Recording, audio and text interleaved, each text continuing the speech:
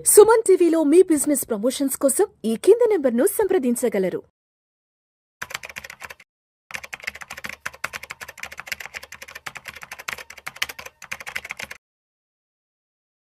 నమస్తే, welcome to Suman TV. నేను విష్ణు. ప్రస్తుతంతో పాటు సీనియర్ స్టాక్ మార్కెట్ అనలిస్ట్ జీవి సత్యనారాయణ గారు ఉన్నారు. వారితో మాట్లాడదాం. సార్ నమస్తే. సార్ నమస్తే. సత్యనారాయణ గారు, కాసేపు బంగారం వెండి ధరల గురించి మాట్లాడుకుందాం. బంగారం 24 క్యారెట్లు 10 గ్రాములు అయితే ఆల్మోస్ట్ 94,000 95,000 వెళ్ళిపోయింది. All time high. కొన్ని రాష్ట్రాల్లో 94,000 ఉంది, కొన్ని రాష్ట్రాల్లో 93,000 ఉంది, కొన్ని రాష్ట్రాల్లో 95,000, కొన్ని జిల్లాల్లో కొంచెం అటు ఇటుగా ఒక 1,000-2,000 రూపాయల తేడాతో 94-95 దాకా ట్రేడ్ అవుతుంది గోల్డ్. అవును. అండ్ సిల్వర్ విషయానికి వస్తే అది కూడా ఆల్మోస్ట్ 1,00,000 అయితే ఎప్పుడో దాటిపోయింది. కాబట్టి ఏంటి ఇప్పుడున్న మార్కెట్ సిచ్యువేషన్స్ కి ఇంకా బంగారం ధరలు ఎంతలా పెరిగే అవకాశం ఉందంటారు? అండ్ ఇంకొక 5,000 పెరిగితే అక్షరాల 1,00,000 రూపాయలు అయిపోతుంది బంగారం. మరి 5,000 పెరగడానికి ఎన్ని రోజుల సమయం ఉందంటారు? ఓకే, ఇప్పుడు ప్రజెంట్ అందరిది ఇదే డిస్కషన్. షేర్ మార్కెట్లో బాగా పెరుగుతుందని ఇన్వెస్ట్ చేసిన వాళ్ళేమో మార్కెట్ ఫాలో అయింది. గోల్డ్ ఎప్పుడు పెరగదులే అబ్బా, నేను జీవితకాలం చూస్తున్నా, కొంచెం పెరిగితే ఎక్కువ. కాకపోతే గోల్డ్ అనేది ఏంటంటే సేఫ్టీ కోసం, సెక్యూరిటీ కోసం, గోల్డ్ అనేది ఏదైనా అత్యవసర పరిస్థితుల్లో ఉపయోగపడుతుందని గోల్డ్ మీద ఇన్వెస్ట్ చేసిన వాళ్ళు కొద్దిమంది, వాళ్ళు ఇప్పుడు బాగా లాభపడుతుందని చెప్పక్కర్లేదు, సింపుల్ కనపడిపోయింది. అయితే ఈ సిచ్యువేషన్ ఎలా వచ్చింది అనేది ఒక 5-6 రీజన్లు ఉన్నాయి. ఒకటేంటిది, ఆల్ టైమ్ హైకి చేరడం జరిగింది. ఇవాళ ఔన్స్ బంగారం 3,177 వరల్డ్ మార్కెట్లు. ఒక వరల్డ్ మార్కెట్లోనే ఆల్ టైమ్ హైలో. ఒకవేళ ఈ వీడియో ఎవరైతే చూస్తున్నారో కొన్ని వెబ్సైట్లు ఉంటాయి, మనం చెప్పడమే కాదు, చెక్ చేసుకోవచ్చు కూడా. వాళ్ళు డైలీ చెక్ చేసుకోవచ్చు, మార్నింగ్ ఈవినింగ్ చెక్ చేసుకుంటే వాళ్ళకి తెలుస్తుంది. అంటే ఏంది, పాజిటివా నెగిటివా న్యూట్రలా, ఎందుకు పెరిగింది, ఏం పెరిగింది, ఎలా పెరుగుతుంది, ఎందుకు పెరుగుతుంది, ఎంటర్ అవ్వాలన్నా ఎగ్జిట్ అవ్వాలన్నా అబ్జర్వ్ చేయాలన్నా ఇవన్నీ కూడా మనం గమనించవచ్చు. investing.com అని ఒక వెబ్సైట్ ఉంది, మనం అంతకుముందు కూడా చెప్పడం జరిగింది. ఈ investing.comలోకి వెళ్ళి లెఫ్ట్ సైడ్ మార్కెట్స్ అని ఉంటుంది, దాన్ని క్లిక్ చేస్తే కర్సర్ అక్కడ పెడితే రియల్ టైమ్ కమోడిటీస్ అని ఉంటుంది. ఈ రియల్ టైమ్ కమోడిటీస్ మీద కర్సర్ పెడితే గోల్డ్ సిల్వరు ఉంటుంది అన్నట్టు. గోల్డ్ మీద మనం క్లిక్ చేయగానే ఈరోజు చూపిస్తుంది $3,177 ఔన్స్ బంగారం వరల్డ్ మార్కెట్లు.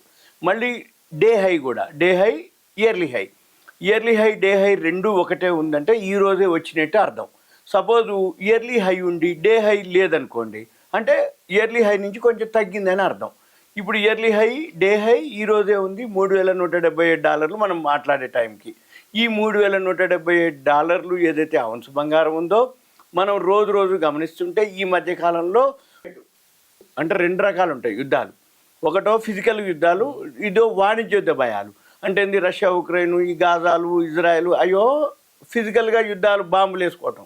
ఈ యుద్ధ భయాలు ఏంటిది అంటే వాణిజ్య పరంగా. అంటే ఏంది, ఎప్పుడైతే అమెరికాలో ఎలక్షన్స్ జరిగినాయో, ఎలక్షన్స్లో ట్రంప్ గెలవటం జరిగింది. ట్రంప్ గెలిచిన తర్వాత ఆయన టారిఫ్లు, సుంకాలు, మేము ఆ దేశాల మీద ఈ ట్యాక్స్ యుద్ధం.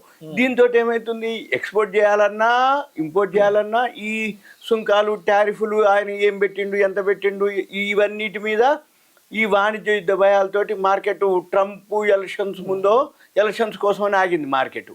అప్పుడు అనిశ్చిత పరిస్థితి. మళ్ళీ మార్కెట్ ఎప్పుడైతే ట్రంప్ గెలిచిన తర్వాత కూడా అనిశ్చిత పరిస్థితులే షేర్ మార్కెట్ వరకు.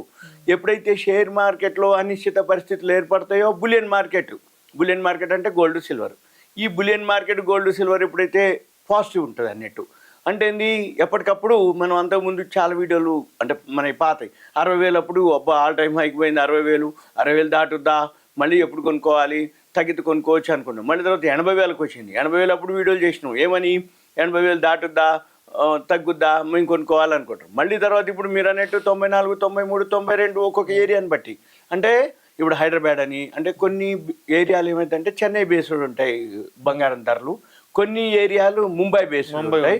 ఈ ముంబై బేస్డ్కి, చెన్నై బేస్డ్కి ఆ ఏరియాని బట్టి వాళ్ళు మీరు అన్నట్టు 94, 93, 92 ఒక 500, 1000 అట్టేట్టుకోండి.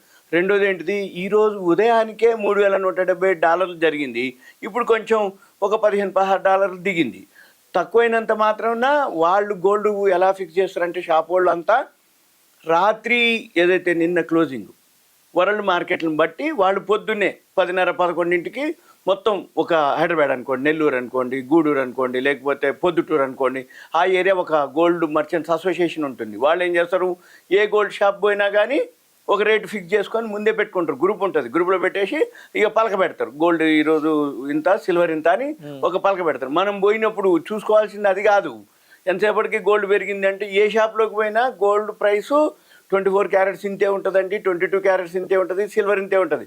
కానీ మనం చూడవలసింది ఏంటిది, ఆ ఓవరాల్గా గోల్డ్ పెరుగుతుందా తగ్గుతుందా, ఎప్పుడు పెరుగుతుంది, ఎందుకు పెరుగుతుంది, పెరగడానికి రీజన్ ఏంది, తగ్గడానికి రీజన్ ఏంది, పెరగడానికి ఇంకా పెరిగే అవకాశాలు ఉన్నాయా, ఇది గమనిస్తే ఇప్పుడు మనము ఏదైతే 2వ తారీఖు ట్రంప్ డెసిషన్ ఉంది. మళ్ళీ ఈ సుంకాలు టారిఫ్ల మీద అంతకుముందే అనౌన్స్ చేసిండు ఈ దేశాల మీద చేస్తామని. అయినా కానీ మళ్ళీ ఒక 2 days బ్యాక్ మొన్న ఫ్రైడే అంటే మనకు శని ఆది సోమవారం రంజాన్ అని ఉగాది అని సెలవులతో కంటే ముందు రోజే ఆయన మాట్లాడడం జరిగింది. నాకు మోడీ మంచి మిత్రుడు, మేమిద్దరం మిత్రులు, మాకు అంటే మిత్రతో పాత స్నేహం ఉంది, ఇట్లా అన్నాడు.